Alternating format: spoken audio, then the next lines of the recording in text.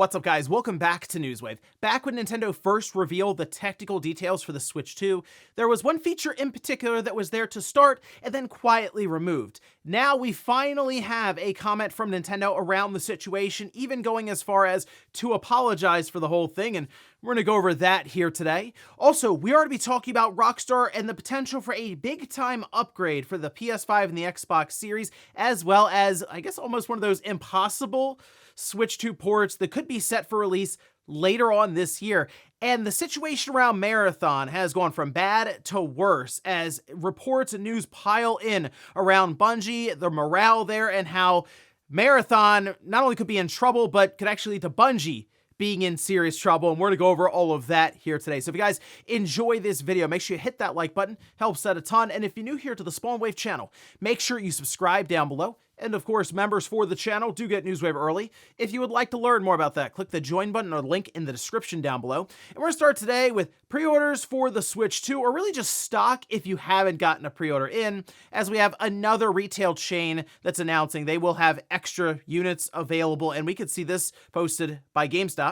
This over their official account saying, didn't pre-order, additional Switch 2 units will be available in-store and online at launch while supplies last. Launch event begins in-store at 3 p.m. local time on June 4th. Switch 2 pickups start at 12 a.m. Eastern, so midnight later on that day or night or whatever. And I mean, this is a good option, obviously. It's hard to say exactly how many they'll have in for this allotment.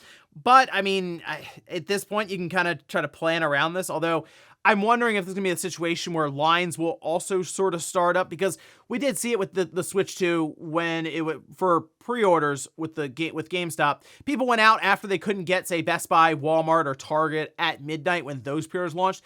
They just went and waited in line for 10 hours or so. In this case, though, it kind of being in the afternoon, I guess some of that stuff will start up. I guess you can maybe check in there, but definitely for anything you have to trade in, do that even before this so you don't hold up any lines, because that can be pretty frustrating for everyone involved. Also, while Kojima Productions is preparing to launch Death Stranding 2 next month, of course, there is that big elephant in the room of Metal Gear Solid, and that has led to apparently Hideo Kojima creating Physint. Well, now we at least have maybe a timetable for this title. We can see this posted up. Now, this is over on The Gamer, and this is taken from a translation on Recent Era of Kojima and an interview he was having with a French magazine around film. So basically asking, when would you maybe be able to make a movie? So he said, that will take me another 5 or 6 years for Physint, as in, hey, that's kind of the next thing, along with, he's working on OD for the Xbox currently. He says, but maybe after that, I could finally decide to take on a film. I grew up with cinema. Directing would be, in a way, a tribute to it. Also, I'm getting older, and I'd prefer to do it while I'm still young. So, okay, Physint, clearly PS6 game, although I think many of us sort of thought that anyway. I don't think that's too shocking with how long it takes games to be developed in general.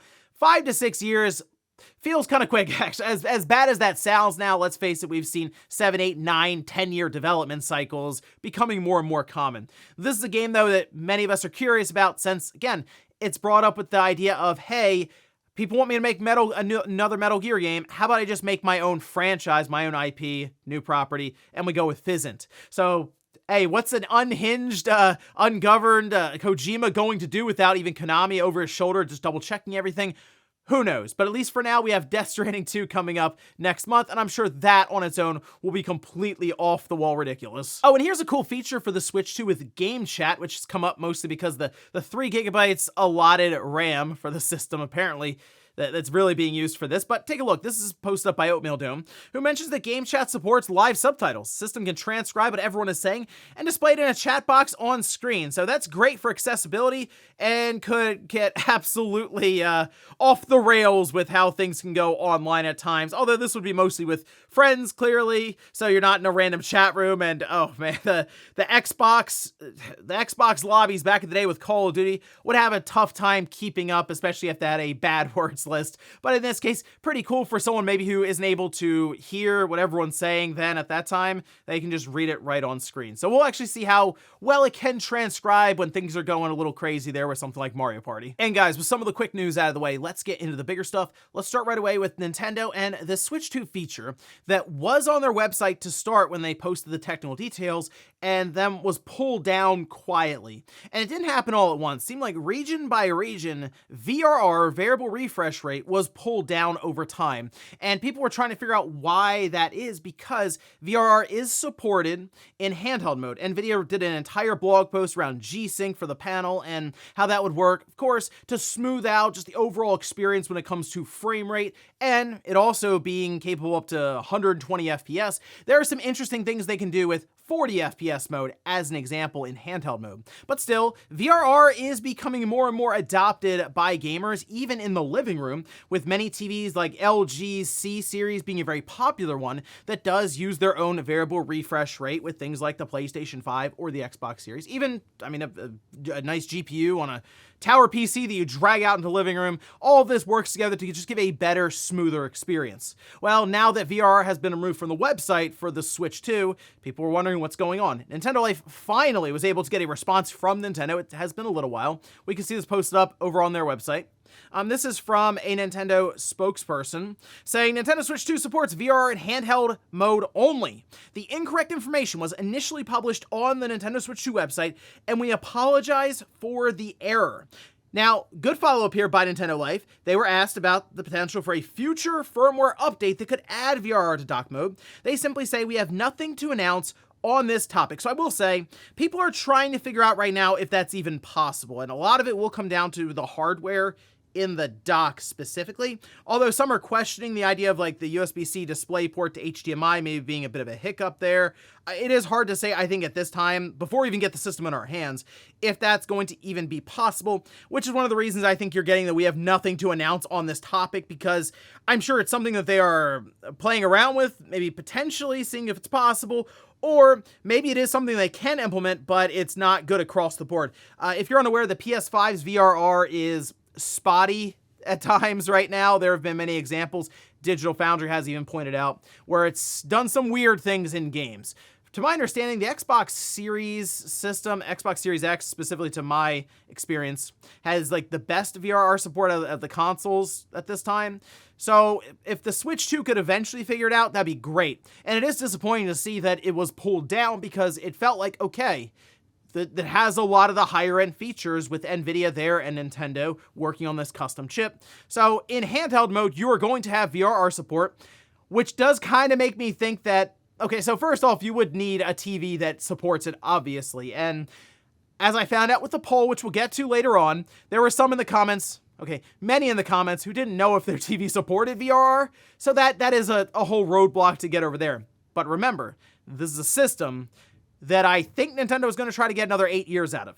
So who knows what things will be like in 8 years when it comes to any of these even mid-range TVs as we go through and people upgrade. You might just find yourself with VR supported on your new flat screen. So there's really no good outcome from this. It's just a missing feature at this time for the Switch 2 in docked mode, which is very unfortunate because it felt like you see Nintendo talk about 4K, DLSS, really some of the images we're seeing coming out. There's new footage for Cyberpunk 2077 that looks very impressive for being on a system that can go docked or portable, at any time they're on the fly.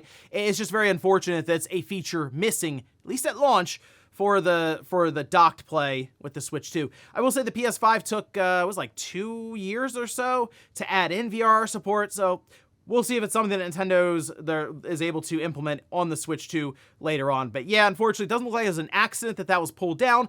Looks like it was an accident that it was there in the first place. Next up, let's talk about a big upgrade from Rockstar and a port to the Switch 2, an impossible port, some are saying, and that's for Red Dead Redemption 2.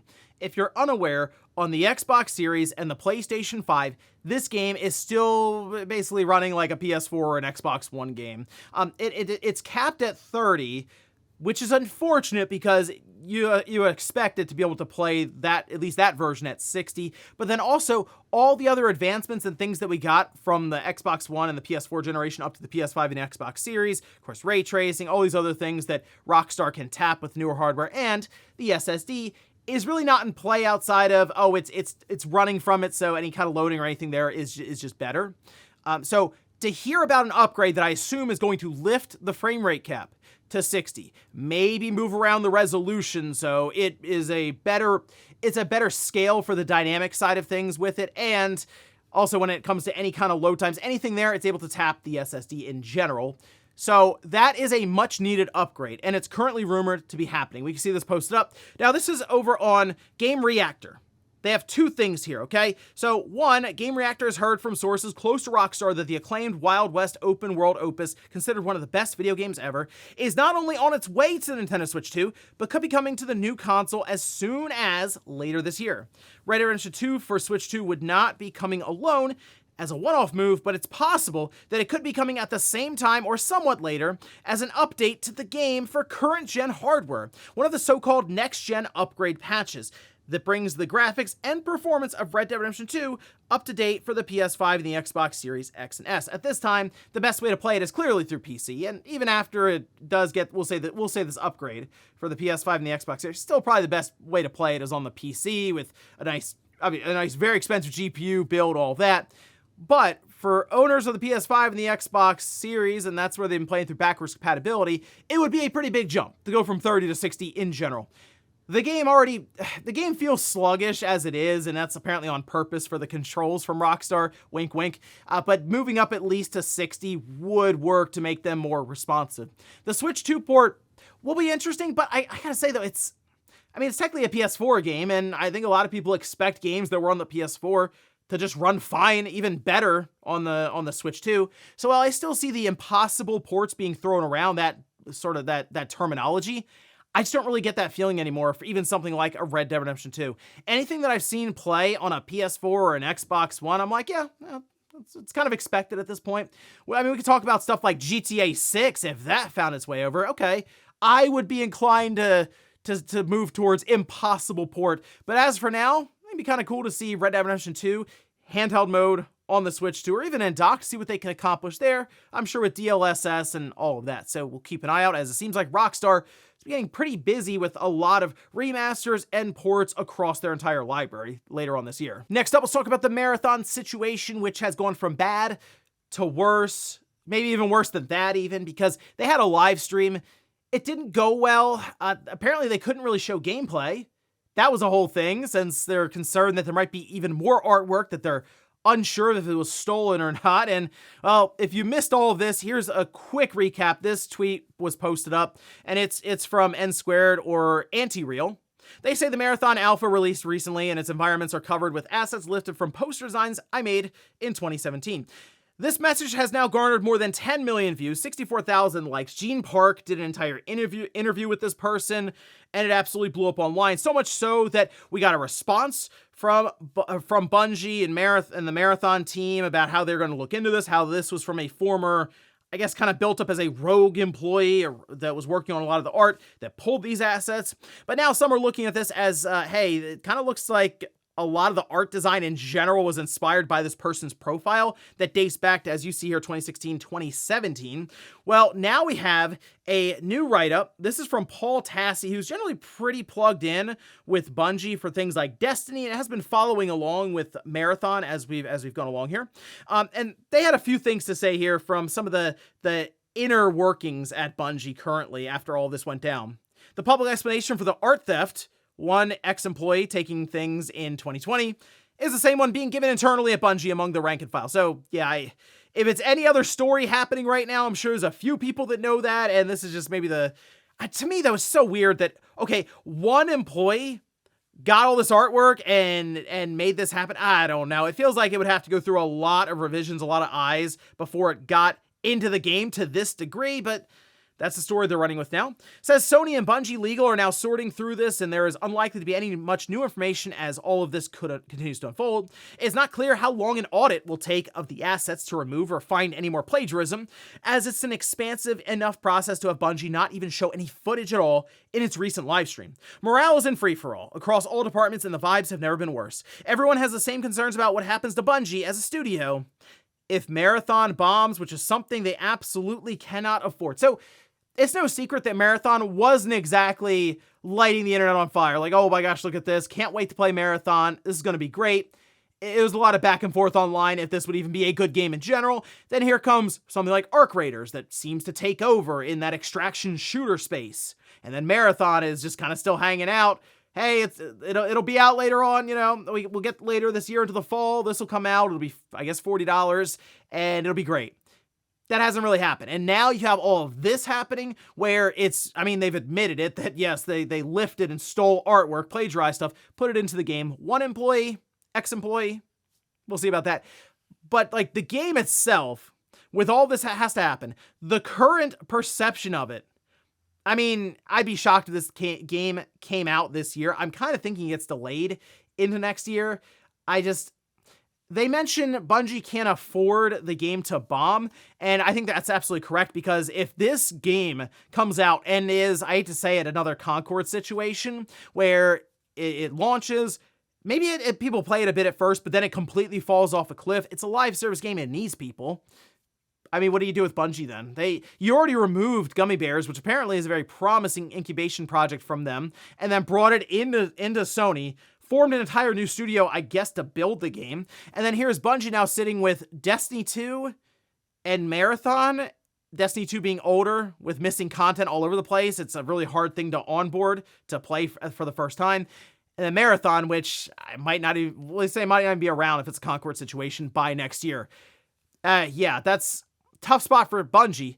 Tough spot for Sony, since they paid more than $3 billion for them when they were on the big live service push. And we'll see what happens here, because at this point, I wouldn't be shocked if more info came out that, other stuff was plagiarized in the game. Bungie has a bit of a history here, and right now, Marathon is in a very, very tough position, all things considered, for it trying to launch in, a few months at this point, later on this fall. So we'll see if anything else comes out through different reports, because it's not looking great right now for Bungie. And in our last bit of news, let's talk about Xbox and their next generation systems again, because we had a follow-up report after hearing about how maybe there is some ARM processor being developed, or at least researched, for a next generation device. This was coming way of Windows Central. They say, from what I understand, there will be a true Xbox handheld made by Microsoft, complete with a docking station emulating the Nintendo Switch. Now, it's not all about having, say, ARM processors or anything, because additionally, they're expecting an Xbox Series X successor for those who want a more traditional console experience, potentially complete with the ability to sideload PC storefronts like Steam and Epic Games. I think it does make sense, and it probably makes sense for Sony as well, just because of what Nintendo's been able to do with the Switch, to kind of copy that. Look, you have your handheld, but you also have a docking station of some kind that goes with it, where it is a hybrid system. Now, does the traditional device that you have still fit in with I feel like most people, many people will prefer having just the convenience of a hybrid device, especially if, say, the Switch 2, as it's coming up here pretty soon, is able to create comparable image quality on your TV. Maybe not the same frame rate, that might be enough for some people, obviously, but if it still looks good enough for the mainstream, it's hard to argue against the idea of just buying the hybrid system over the traditional console. Although, maybe Microsoft makes a very impressive console that can do all kinds of cool 4K 120, it puts out these incredible visuals, but you would expect the handheld to still be able to play the same game. So how different do they look in the real world? That's going to be the question. But it's also not shocking that Microsoft would take their handheld and say, what worked in the marketplace? Oh yeah, the hybrid concept that Nintendo's running with. Let's do that too. Anyway, it's been mentioned that 2027 seems to be shaping up for their release year, which means we are a year and a half away from them, I guess, talking about it completely, because you feel like you want to start up the year and then run through it with a new generation being marketed. So, hey, I guess we'll find out more at the start of 2027 and see what their dual approach there is with a handheld hybrid and then a full traditional box. And before we go to the comment of the day, we'll take a look at the poll that I posted up yesterday, where I ask, does your primary display that you game on have VRR variable refresh rate? Okay, 51% say yes. That's good. 49% say no. So we're still like at that 50-50 mark. Although there were a couple comments that were like, I don't know. I'm not sure. So yeah, in some instances, you do have to kind of look up your TV and look down your spec sheet to see if it's there. But a lot of times you'll have stuff in the settings that mention it, or say it's like it's on right on the side. Some of them will show you the frame rate that's coming through for the device because it's trying to match the refresh rate on the display versus the frame rate that's coming in, and that's how it's able to achieve a very smooth look, even if the frame rate is fluctuating all over the place. It's just more features to help smooth out the experience for games that, let's face it, we've seen some choppy ones that show up and it's like, it's trying to fight with the dynamic resolution while trying to keep the frame rate within reason. And we've seen more examples of that than not this generation. So it definitely helps if you have the setup of the TV. If you don't, you probably don't really care about this, at least for now, because I'm telling you, an 8-year system at this point with the Switch 2, you might be looking around at a new TV 4 or 5 years from now and see it on the spec sheet and be like, oh yeah, this has variable refresh rate. I'll go ahead and pick it up. Although I guess it's possible that Nintendo adds VRR, maybe in a revision for the Switch 2, a Switch 2 OLED, the dock, instead of, get this, an Ethernet port, and that's a big deal, it now has VRR. Kind of like how we put it on our website, 4 years ago, but with this new OLED revision coming out. And we'll finish up with the comment of the day as you're seeing here. This is from Jim, who says, remember guys, Fair Games was one of the games Sony thought was good enough to keep after canceling all the others. They're never going to live that down. They canceled The Last of Us Online. And I know it's because Naughty Dog didn't want to necessarily work on it completely, and that's it. They wanted to do other games, Intergalactic and so on.